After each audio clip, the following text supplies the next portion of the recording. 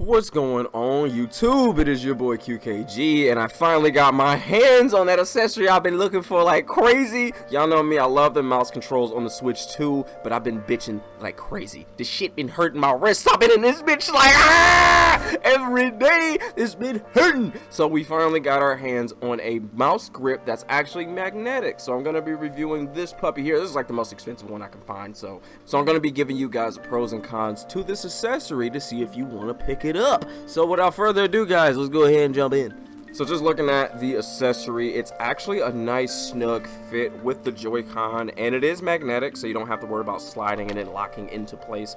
I will say the magnet, they definitely put in like the most bare basic magnet that you can find, because if you just give it like a quick shake upside down, it falls out pretty easy. But of course, that's really not going to be an issue when you're actually using the accessory on a desk, because you're not going to be using it upside down. So the magnetic holds up pretty good. I didn't feel any shifting whenever I was hitting the buttons. So overall, the magnet seems to be doing a good job. So of course, this mimics what an actual mouse would look like, and it actually has a nice indentation where you can actually hit the buttons and your analog stick and not really have it interfere with too much. But I did notice I wasn't able to use my thumb on the XYAB buttons like I used to without the grip. However, just adding the grip, just giving it that traditional mouse feel, it definitely does improve my aiming, which I loved a lot. But it does take a lot to get used to when you're actually hitting those buttons, especially if you play a ton of shooters. I gotta give this accessory a solid 3.5 out of 5. This is a solid accessory. Definitely, if you love those shooters on the Nintendo Switch 2, it definitely improves your aim. It's super noticeable.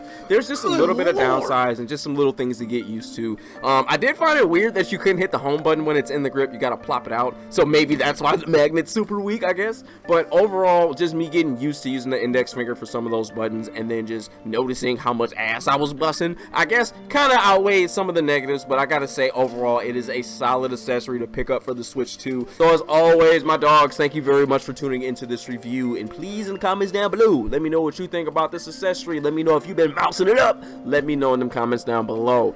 And if there's another accessory you want me to review next, leave it in the comments down below, and I'll make sure I get to that boy. So please hit me with some likes on your way out if you got that juice. And this is your boy QKG, and peace out.